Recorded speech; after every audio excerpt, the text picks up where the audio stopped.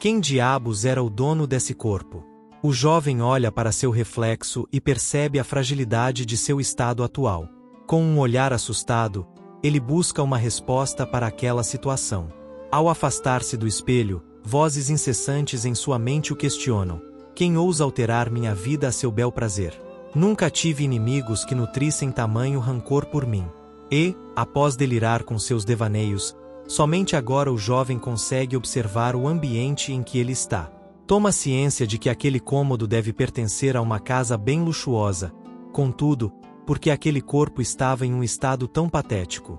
Sua mente ainda não conseguia deglutir essas novas informações, e então, surge, de súbito, um novo medo que entumece seu entendimento. Será que irão fazer coisas estranhas com o meu corpo passado? E estando ainda perdidos em seus devaneios, a porta do quarto se abre, e passos firmes caminham em direção àquele assustado jovem.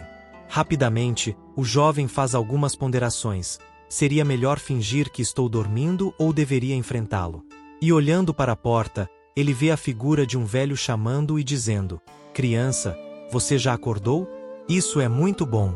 O jovem, um pouco confuso, olha para aquele ancião e pensa: ele está me chamando de criança ao invés de líder da aliança. Talvez não tenha sido ele o responsável pela transferência de sua alma. O velho traz consigo um invólucro em sua mão.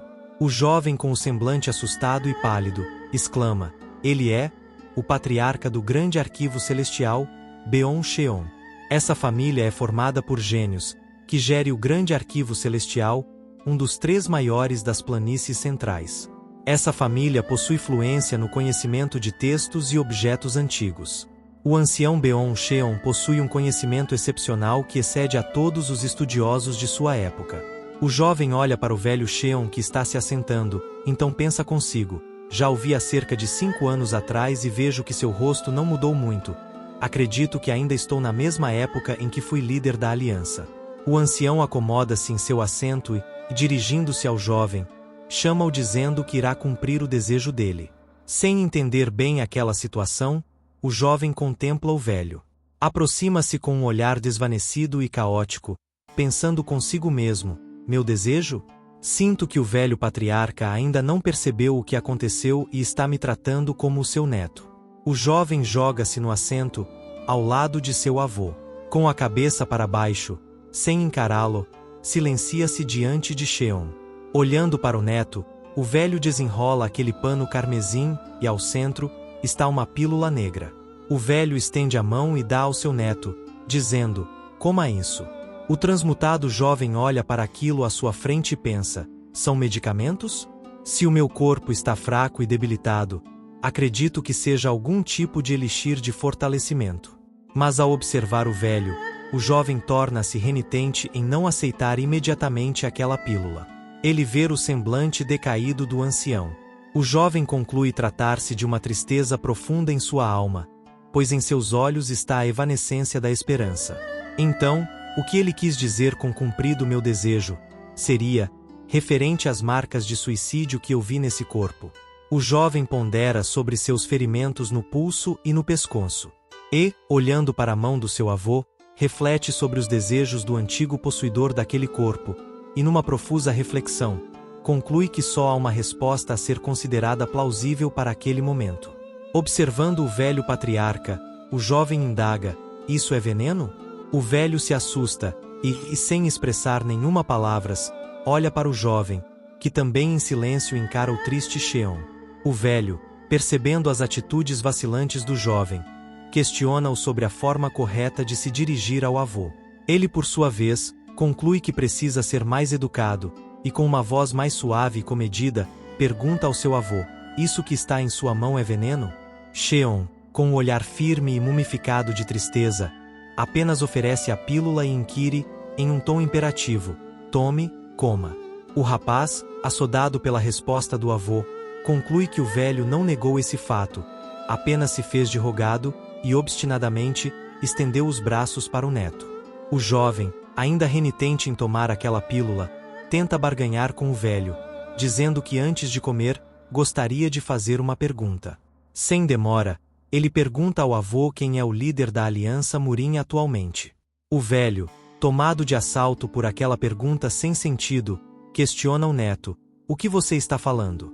O jovem, com o semblante esmaecido, olha para o velho e pensa consigo: preciso saber se ele está relacionado com a troca de alma, como também qual época atual estamos.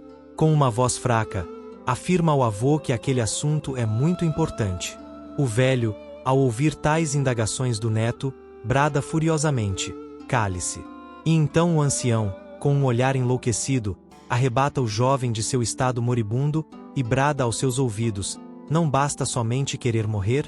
Precisa também humilhar seu avô? Você sempre tentou morrer e, muitas vezes, pediu para eu tentar te matar. Mas agora, você vem, do nada, perguntar quem é o líder da Aliança Murim? Isso já não é o bastante para você?" Velozmente, o jovem se ergue de seu assento e, pondo-se de pé em frente ao velho, ponderou em seu íntimo que, por ter irritado seu avô, antes de qualquer coisa, era necessário acalmá-lo. Com um sorriso insípido, começou a falar para o velho: "Embora eu não tenha certeza do que eu fiz até agora, o certo é que eu não quero morrer, e quando amanhecer, vamos falar sobre isso com mais calma." O rapaz pensava que tudo aquilo era muito complicado para ser compreendido em tão pouco tempo, e que ao longo dos dias que se seguiriam, seria possível ter uma melhor resposta para aquela situação. O velho então se ergue gritando: "Seu pirralho! Seu moleque!" E então, de súbito, lança-se sobre o jovem que, assustado, contempla a reação nada racional de seu avô. O rapaz tenta se esquivar de seu avô, enquanto pensa em como escapar daquela situação. Surge em sua mente a possibilidade de usar o dedo vendaval. Contudo, seu novo corpo não possui essa habilidade de seu corpo anterior. Percebendo não ser possível defender-se do ataque senil do velho patriarca, o jovem decide fugir. O velho brame feito uma fera circundando a presa. Seu semblante é um misto de pavor e loucura. Então, ele se lança sobre o débil corpo do jovem, que numa tentativa de fuga, conclui que seu novo corpo é muito lento e limitado. Por fim, o rapaz é capturado. O velho consegue derrubá-lo. Desesperado, o garoto tenta inquirir de seu avô mais complacência, tendo em vista encontrar-se debilitado e o corpo do velho ser pesado demais. Com voz insana, Beon-cheon ordena que o rapaz coma a pílula imediatamente.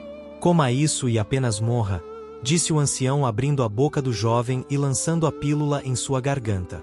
O rapaz ainda pede para que seu avô pare, mas já é tarde demais.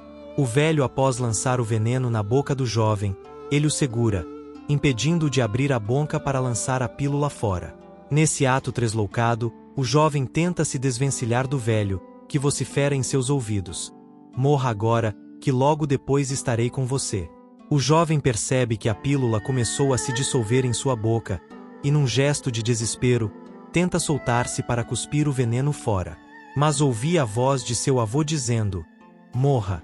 O garoto não entende o motivo daquela movimentação, e num lampejo de pensamento, imagina que talvez ele seja um filho ilegítimo, um bastardo. Caso o jovem estivesse em seu corpo anterior do velho Rugon, com certeza, aquilo seria como um petisco para ele. Nesse interim, o jovem consegue virar-se e se pôr de frente ao seu avô, e dessa forma, lança um forte golpe em seu pescoço, que o ancião geme e o solta. O rapaz tenta tirar o veneno de sua boca, força o vômito, tosse sem parar. Com todo esse esforço, finalmente conseguiu remover uma parte daquele conteúdo. Ele observa e conclui que só colocou para fora uma parte do veneno. O velho tenta entender o que aconteceu, pois ainda está atordoado com o golpe que levara. O jovem constata que o veneno entrou em seu corpo, ele sente que os efeitos estão surgindo, e sem ter mais força e energia, joga-se ao chão moribundo em agonia. O velho contempla, então, seu neto. Leva a mão ao rosto e pensa que, realmente, está tudo acabado. O jovem agonizante não aceita seu fim tão trágico. Deitado ao solo, com os olhos prestes a saltar do rosto, ouve a voz do seu avô: "Morra de uma vez, não era isso que você tanto almejava?" Partia-lhe o coração, em ver seu ente jazendo à sua frente, inerte e sem vida. Como tentando justificar seu ato, o velho vocifera: "Foi você que disse não se importar com o método utilizado, até mesmo o mais doloroso, desde que atendesse sua expectativa de morte. O jovem dizia em sua mente que não era o neto daquele velho, mas o líder da Aliança Murim. A alma de Rugon bramia ao lado do jovem, parecia tentar animá-lo a não desistir. O velho patriarca contempla os últimos momentos de seu neto. E numa intenção de sair daquele recinto, o velho Mucita, que embora tenha ajudado ele a cumprir seu desejo, era muito difícil para um avô ver o sofrimento de um neto. O garoto, ainda perdido em seus pensamentos, lamenta seu triste fim. Seria realmente daquela forma que ele iria morrer, e dentro de um corpo que não era o seu? Ele divaga em sua mente e contesta o fato de existir muitas pessoas pelo mundo e a sua alma foi transferida para o corpo de alguém que buscava o suicídio. Diante dessa lamentação, o que mais inquietava o jovem era o fato de não ter conseguido descobrir o responsável por aquela transferência. E agora, ele iria morrer assim. Morrer dessa forma. Arregalando os olhos, o rapaz lamenta por morrer de uma forma tão injusta. E, em um esforço hercúleo, ele consegue erguer seu tórax. Seus braços forçosamente o empurram para cima. Ele reflete que, se ficar sozinho ali, naquelas condições, com certeza morrerá e, num total ato de desespero, clama por seu avô. O longevo homem para, por um instante. Atenua seu acelerado pensamento e ouve os rogos de seu neto, o qual diz que não queria ter usado aquilo, e erguendo sua mão em direção ao patriarca, pede calmamente que o ajude, que ele poupe sua vida. Aquelas palavras soaram com uma flecha aos ouvidos do avô, que atônito, não sabia o que responder. Seu neto, agora agonizante diante dele, desvanecia de suas forças, e lentamente, põe seu rosto no chão. Nesse instante, o velho fica sem palavras, e perplexo, encara o jovem que encontra-se com a face no chão. Como se fosse tomado por um súbito lampejo de consciência, o velho cai em si, e gritando, diz, um médico, chamem um médico. O garoto fecha os olhos, e, com a face no pó, desmaia, perdendo totalmente sua conexão com a realidade. Tudo se desvanece e ele é mergulhado em uma profunda escuridão. E como uma faísca de esperança, um tênue brilho começa a surgir em meio às densas trevas. Um olho encara aquela fagulha, que à medida que o tempo passa, vai se entumecendo ao ponto de ocupar todo o quarto, revelando detalhes outrora ocultos pela escuridão. Um ancião se ergue de seu leito e senta-se. Tenta proferir algumas palavras, mas sua voz ainda encontra-se embargada. Seus olhos são arregalados de supetão, encarando todo aquele ambiente, movimenta-se produzindo ruídos intangíveis. Sua curiosidade esquadrinha os mínimos detalhes daquele cômodo. Em um misto de admiração e espanto, o velho contempla um pequeno turíbulo da dinastia Joseon. E sobre ele estavam algumas plantas, alguns potes com ervas medicinais e um relicário, adornado com uma pedra lunar, logo acima, uma curta espada. O velho, com olhar tenso, franze o senho e vocifera: Songuva, onde você está? Contudo, ninguém aparece. Nesse momento, o velho rechonchudo levanta-se e para em frente ao congá. Ele olha de perto aqueles objetos. E, com um semblante dissimulado, diz: ela não está vindo e devo me apressar, me assegurar que ela não retorne, até eu ter cumprido meu desejo. O velho retira a espada da parede, e segurando-a firmemente em suas mãos, desembainha e, com uma estranha alegria suicida, confirma o êxito da troca de almas, não sendo isso apenas um sonho. Num ato de extrema loucura, a alma do jovem mestre Hang, agora no corpo do antigo líder da aliança, ergue a espada até a boca e a crava em sua garganta. Seu sangue jorra até o teto. A alma recém-transmutada de Beon Hang brame: finalmente vou cumprir meu desejo. Contudo, nunca havia imaginado que seria dessa forma. O sangue espalha-se para todos os lados. Em seguida, um homem corre em direção a Jaegal, relatando o ocorrido. Ao aproximar-se da jovem, o homem fala com mais clareza e dá detalhes do ocorrido. Jaegal, assustada, repete a frase que o homem acabara de vociferar. Lá no cômodo, o corpo do velho rechonchudo jazia embebido numa poça de sangue, mostrando, dessa forma, que realmente o jovem mestre havia alcançado o seu maior objetivo. Passados alguns dias, na residência do patriarca do Arquivo Celestial, alguém pergunta sobre a saúde de Beon Hang. E, em pé, junto ao leito do jovem enfermo, está Beon-cheon, seu avô e o médico da família, que prontamente responde que não há motivos para se preocupar. Embora ainda haja resquício do veneno no corpo do jovem Hang, isso não representa uma ameaça à sua vida.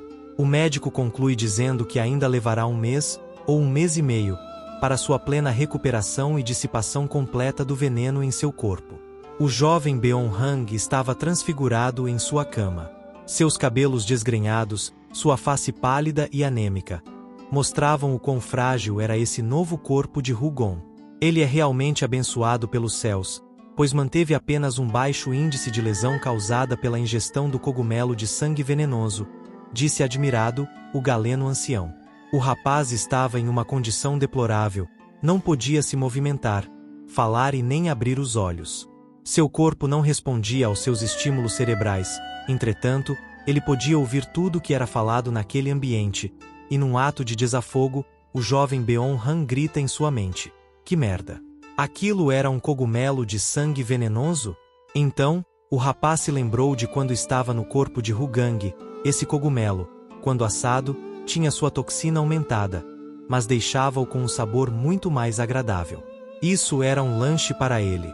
Era considerado uma iguaria, tendo em vista ser bastante difícil encontrá-lo na natureza.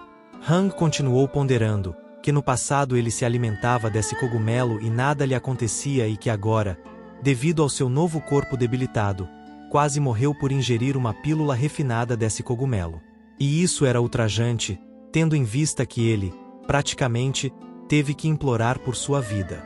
Alguém tão poderoso como ele, eram as outras pessoas que o imploravam para viver. O espírito do velho Hugon se inquietava diante daquela situação, tentava, com bastante esforço, erguer aquele corpo debilitado sobre a cama e, em seu lamento, questionava quase ter morrido por causa de um lanche. O esculápio ancião indagou ao avô do garoto, dizendo: mestre ancião, é verdade que o jovem mestre implorou por sua vida? O velho patriarca, com um olhar bastante rijo, respondeu que havia sido exatamente isso. Se alguém tivesse dito que seu neto implorou pela vida, com certeza, não teria acreditado também. Contudo, ele ouviu pessoalmente. O médico, com um olhar tenso e surpreso, fala para o patriarca que aquilo era uma boa notícia, porém ele não entendia o porquê o jovem diria isso tão de repente. O patriarca Beon-cheon alisa suas cãs e, com um olhar profundo, lembra das palavras de seu neto, perguntando se aquilo era veneno. E, o que mais o intrigou, foi o fato do garoto agir de modo diferente, parecia não o reconhecer e o tratou por seu nome, em um tom bem casual.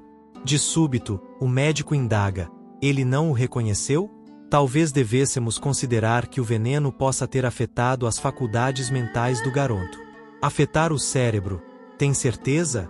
Disse o mestre ancião. O velho galeno, então, confirma suas suposições, pelo fato do cogumelo de sangue ser muito venenoso, e no caso de algum resquício chegar ao cérebro, poderão surgir efeitos colaterais bem distintivos. O médico salientou que há casos registrados que pessoas envenenadas com o cogumelo de sangue perderam a memória ou mudaram seu comportamento, passando a serem mais agressivos. O velho ancião pondera consigo mesmo: perder a memória é possível, mas, no entanto, tudo aquilo ocorrera antes do envenenamento. Em um ar de melancolia e incapacidade de confluir pensamentos plausíveis para o caso, o velho baixou a cerviz, enquanto o médico falava algo incompreensível. O experiente Esculápio observa o patriarca contemplando seu neto naquele leito. Faz, então, algumas reflexões. Estaria ele com medo de perder a esperança, mesmo que seja uma pequena fagulha? Acredito que essa esperança surgiu numa pequena fresta, quando seu neto, um jovem que tinha um forte desejo de morte, disse a ele que não queria morrer. Então, curvando-se em reverência ao patriarca, o médico diz: espero que todos esses eventos desafortunados possam se tornar bênçãos, e isso é o que mais desejo. Na manhã seguinte, vozes são ouvidas vindas da casa do patriarca. Irmão, posso auxiliar você em alguma coisa? O outro responde: estou bem. Naquele quarto, onde o garoto estava deitado na cama, um rapaz responde: como você está bem? Percebo que tomou mais vinho hoje. Sentado do outro lado do quarto, outro jovem acena com a mão e o manda calar a boca. E tentando recompor-se dos efeitos do vinho, ele diz: é verdade que esse desgraçado ainda está vivo? Parece que ele está dormindo, responde o outro mais cauteloso. O rapaz alcoolizado levanta-se e olha para a cama e continua com seus comentários desagradáveis. Ele está dormindo? Como esse maluco é capaz de dormir depois de tudo isso? Provavelmente, esse daí vai viver mais que a gente. O outro rapaz, com a mão em sua boca, avalia a situação e influi na seguinte conclusão: acho que o nosso irmão mais velho deve ter mudado, pois no momento de desespero clamou para que sua vida fosse poupada. O jovem ébrio, ao ouvir tais palavras, segura seu companheiro pelo chitagui e o inquire veementemente: irmão mais velho? Fecha essa matraca antes que eu te mate, seu desgraçado. Você só tem um irmão mais velho. Aquele cara ali é um miserável, um animal. Ele não é humano. Em seguida, o irmão bêbado sai do quarto vociferando 1000 maldições, dizendo: droga, isso é muito perturbador, eu não deveria ter vindo visitar essa pustema. Eu devo estar louco mesmo. E num tom inquisidor, chama seu irmão, que apenas consente resignadamente. Em um outro momento, seu avô encontra-se ao lado do neto e, com semblante preocupado, o encara, como se esperasse encontrar uma resposta animadora. O velho galeno também foi visitar o jovem paciente. Ele o examina, verifica seus pulsos, mas não percebe nenhuma alteração ocorrendo em seu corpo. Entretanto, no silêncio de seu quarto, no recôndito de sua mente, o jovem Beon Hang pondera: já acabaram as visitas? O filho mais velho desse clã quase morreu, e somente 3 pessoas vieram visitá-lo? Pelo menos, graças a isso, obtive informações bastante valiosas. Agora sei que meu nome é Beon Hang e sou o mestre mais velho do grande arquivo celestial. Mas esse jovem possui um desejo louco pela morte. Já havia feito várias tentativas fracassadas. Parece que ele tem 2 irmãos, sendo um deles um completo alcoólatra. É possível concluir que eles não me visitarão novamente, e tendo em vista que os pais ainda não apareceram, deve ser porque eles estão mortos, não estão mais nesse mundo. Se não fosse assim, com certeza eles já teriam vindo visitar o filho doente. Seria possível que a morte dos pais dele tenha o influenciado a tomar essas atitudes suicidas?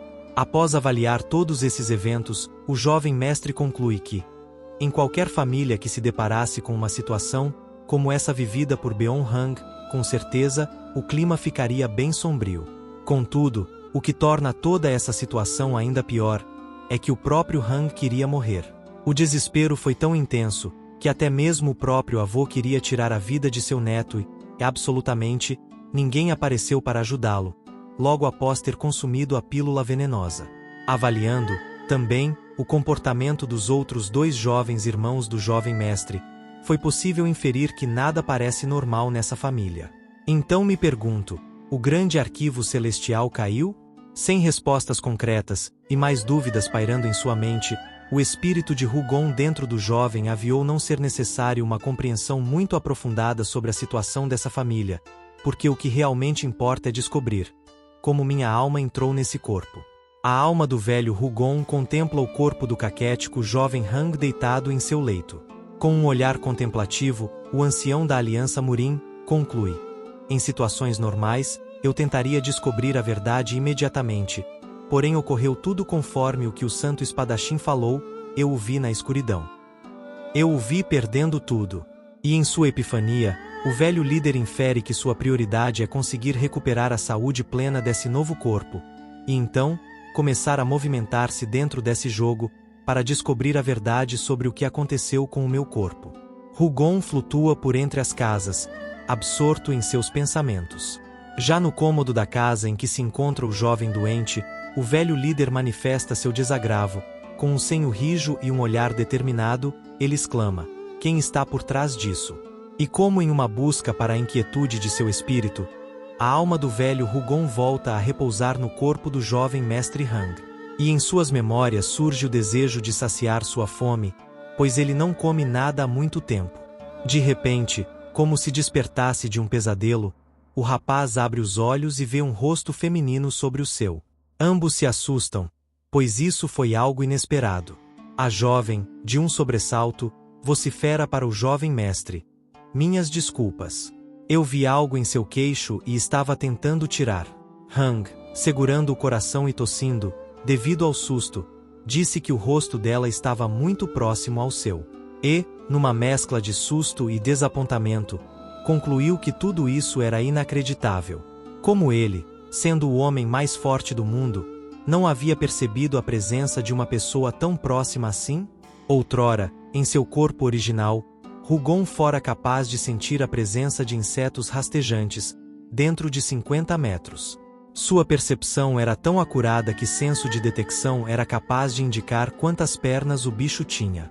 Caindo em si, o jovem mestre perguntou, sem cerimônias, qual era o nome dela. Já refeita do susto e aproximando-se do rapaz, a moça responde com outra pergunta: Senhor, o veneno realmente danificou seu cérebro? Hang, sentindo-se incomodado, apenas responde como se não houvesse entendido. Como? Entretanto, a jovem indagou. O médico disse que o jovem mestre não lembraria de nada. Isso é verdade? E, um pouco apreensiva, ela fala seu nome, dizendo chamar-se Songuva. O rapaz faz uma análise minuciosa e percebe que aquela jovem tem um físico bem equilibrado, um olhar de uma artista marcial e não de uma empregada. Hang, tentando justificar seu desconhecimento, confirma para Songuva que não se lembra de nada e pede para ela cozinhar um mingau para ele tomar, dizendo que realmente gostaria de comer algo enquanto conversa com ela. Assustada, a moça pergunta ao jovem mestre, em tom aborrecido: por que você está fazendo isso? Ele não consegue entender a pergunta da jovem, mas essa ainda insiste: por que você está tentando comer comida? Porventura você quer recuperar suas forças? E para o que você quer recuperar suas energias?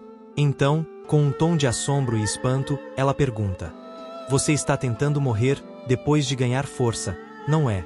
Seu objetivo é ganhar força suficiente para, então, tentar se matar novamente. Com a face em pânico, ela vocifera para o jovem mestre: você está nervoso agora porque não tem força suficiente para cometer suicídio, não é? Não é mesmo.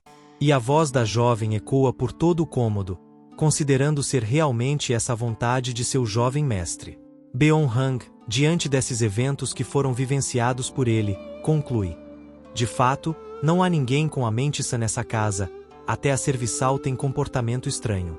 Como em um desabafo, Songuva exclama: o patriarca, seus outros irmãos e os outros jovens mestres, todos aqui, todos nós, estamos muito cansados por sua causa. Essa situação é tão terrível que chegamos ao ponto de querer morrer também. Por favor, jovem mestre, tente não se matar novamente, tente viver com todas as suas forças. A voz daquela jovem ecoa como um sino badalando em sua cabeça: viva com paixão. Tenha um objetivo. Divirta-se e faça coisas planejando seu futuro. Com um olhar carregado, o jovem Hang respondeu: você está certa sobre todas estas coisas. Refletirei depois que eu comer bem. A jovem, acabrunhada, diz que não confia em Hang. Ele, por sua vez, percebe a renitência da jovem em servi-lo e, com um olhar cansado, tenta sorrir, dizendo: nesse caso, eu vou morrer de fome, então. Loucamente, a jovem continua a vociferar palavras carregadas de rancor e medo. Questiona-o sobre seus comportamentos nos últimos dias e a sua vontade inexorável de morrer. O rapaz somente rir, e contemplando o destempero daquela jovem, conclui: ela faz um alvoroço, me questionando se eu como ou se não como.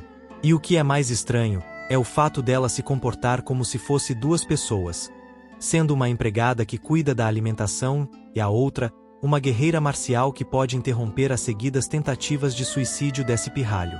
Acho que para ela, provavelmente, deve ser muito difícil lidar com essa situação, deve ter presenciado as inúmeras tentativas de suicídio. Por isso, ela tem dificuldades de compreender a atual situação do dono desse corpo. E em um ato reflexivo, o jovem mestre começa a criar uma nova estratégia para sair daquele impasse com a Songuva. Talvez devesse debater sobre comida, e em seguida, ir direto ao que realmente interessa, que é obter as informações. E então, olhando para a garota, ele pergunta: Songuva, gostaria que respondesse algo. Quem é o atual líder da Aliança Mirim? A jovem, já irritada pelo comportamento do jovem mestre, apenas retruca a sua pergunta com outra. Por que diabos você quer tanto saber quem é o líder da aliança? Por que esse interesse tão repentino? Hang pondera. Ela está afiada, nesse caso, perguntarei de outra forma. Por gentileza, me responda com esses belos lábios. A jovem fica mais assustada ainda e repete: belos? E num momento bastante embaraçoso, ela fica um pouco envergonhada e comenta: está certo, já que esse é um tema interessante para você, vou então falar. O rapaz, meio sem graça, pergunta: interessante? E então, a jovem continua: o líder da aliança é um porco por completo. Ele é realmente um gordo glutão.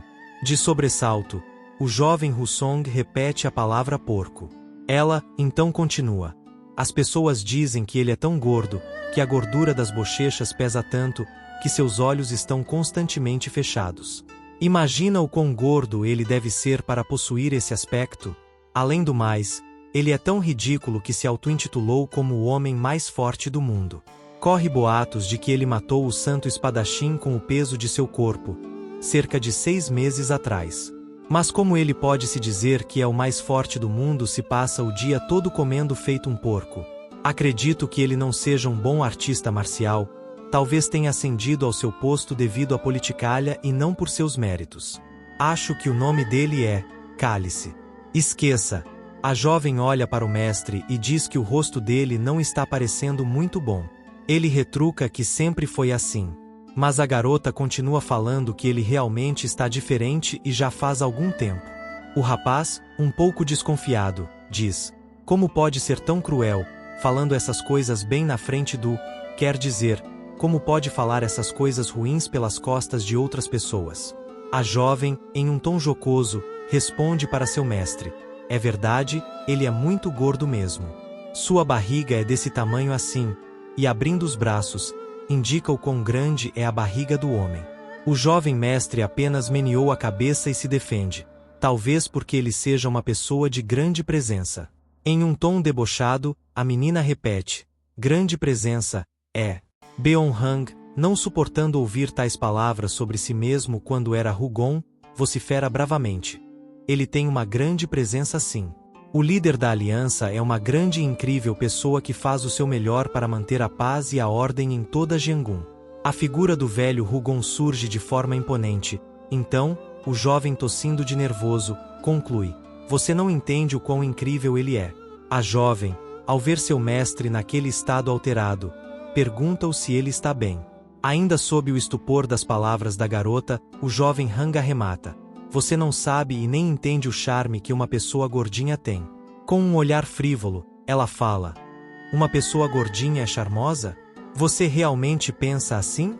Com um sorriso meio sem graça, Hang responde: claro que sim e, com certeza, eu gostaria de ser como ele. Incrédula pelo que ouvira de seu mestre, a jovem consciente nas palavras ditas, mas ao repeti-las, ela cai em si, correndo responde ao mestre Hang: certo, vou preparar sua refeição agora mesmo. O jovem Hugon, então, pondera o que ouvira da jovem. Pelo que eu já ouvi até agora, realmente estou na mesma linha do tempo de minha vida anterior. Nesse caso, nós só trocamos de alma. A troca de alma ocorreu há 6 meses atrás. Diferente de uma possessão, o corpo é preenchido com uma alma por vez. Nesse caso, a alma do jovem Beon-hang está ocupando o corpo do líder da seita Murin e a alma do velho Hugon está no corpo do jovem Beon-hang. Será que ele está confuso? Disse ele em sua mente. E como em uma epifania, ele começa a pensar em algo que pode ter ocorrido com seu corpo, no controle de Beon-hang. E mesmo sem crer, ele conclui: eu acho que foi isso mesmo, mas espero que não. Passaram-se 10 dias, depois que o jovem mestre acordou de seu coma. Na casa do patriarca, alguém comenta: a vida é repleta de acontecimentos inesperados. E pensar que você seria capaz de se recuperar tão rápido. Beon-hang consegue, finalmente, ficar de pé sozinho. Está tomando os remédios passados pelo velho boticário e está se alimentando bem, em média, come 2 pratos por vez. Com essa nova postura do jovem mestre, toda a dor e dormência no corpo se foram. O velho patriarca comenta com o médico: ele nunca agiu assim. O médico conforta o avô do menino, dizendo que ele não deve se preocupar desnecessariamente. Observe que ele está se alimentando bem e tomando os remédios na hora. É uma bênção ele ter perdido a memória após ingerir o cogumelo vermelho. Você não acha? Então, o velho patriarca confidencia ao esculápio da família: tenho medo de ter esperança. Quando penso que ele está agindo assim só porque perdeu a memória temporariamente, é desalentador o medo de sua recaída. Em um tom reflexivo, o velho avô reflete: as coisas acontecem na vida a qual nós não temos controle sobre elas, devemos apenas agradecer por seus bons resultados. Honestamente falando, quem poderia imaginar que o líder da aliança iria tirar sua própria vida? O jovem, ao ouvir tais palavras, sente que o que ele mais temia aconteceu. O médico retruca ao velho amigo: tem razão. Eu não consigo imaginar o líder da aliança cometendo suicídio, sem ser por causa do culto demoníaco ou outra pessoa. Eu acho que até mesmo o homem mais forte do mundo possui problemas não resolvidos. Nesse momento, o velho galeno percebe que o jovem mestre está se inquietando na cama e começa a ranger os dentes. Em seu íntimo, Rougon esbravejava: o quê? Que droga! Pensei que Beon-Hang tinha cometido suicídio ainda nesse corpo, antes de termos trocado de alma. Mas agora... O patriarca, ao ver o neto naquela agitação, comenta: acho que ele está tendo um pesadelo. Rougon, então, em um momento de profunda introspecção, pondera: agora as coisas me parecem claras. Minha alma, simplesmente, foi trocada com Beon-Hang. Enquanto sua visão ficava turva e seus pensamentos o arrebatavam de si, seu avô, de forma afável, aquietava o espírito do agitado neto, dizendo: está tudo bem, criança. Você só está sonhando. Nada vai acontecer com você. Hu, tentando manter-se controlado, indaga-se: como Beon-Hang trocou nossas almas, em todo caso. Bruscamente, um ódio se apoderou de Rougon e num tom impositivo, vociferou bravamente: eu vou te matar, seu lunático de merda. Ele se levantou da cama com tanto ódio, que o seu avô e o velho galeno se espantaram com a violência do movimento. O jovem continuou a bramir insultos e conjurações contra Beon-Hang, dizendo: desgraçado! Como ousa morrer desse jeito? Como pode fazer isso comigo? E com um olhar enlouquecido, ele grita: por que você não conversou antes comigo? Eu vou te matar, desgraçado! Mesmo que isso custe a minha vida. Essa explosão abrupta da alma de Rougon, presa no corpo de Beon-Hang, deixou seu avô e o médico perplexos. Eles não sabiam o que dizer ou pensar. Beon-Cheon, sem entender o que ouvira, comenta com seu velho amigo: você ouviu isso? Ele disse que queria morrer. Não foi? Mas como pode, pensou o patriarca, como meu neto quer viver e se fortalecer somente para se matar? O esculápio, também com olhar admirado, pensa: esse garoto sempre buscou a morte de modo incessante e dedicou sua vida a esse intento. Olhando para o velho patriarca, o médico arrebata: na realidade, definitivamente, eu ouvi ele dizer que queria matar alguém. O avô do rapaz, ouvindo essa confirmação de seu amigo, pondera: e pensar que ele, um dia, diria que irá matar alguém, com certeza. Em lágrimas, os dois amigos concluem: hoje é o dia mais feliz da minha vida. Não há palavras melhores que poderiam ser ditas pelo garoto.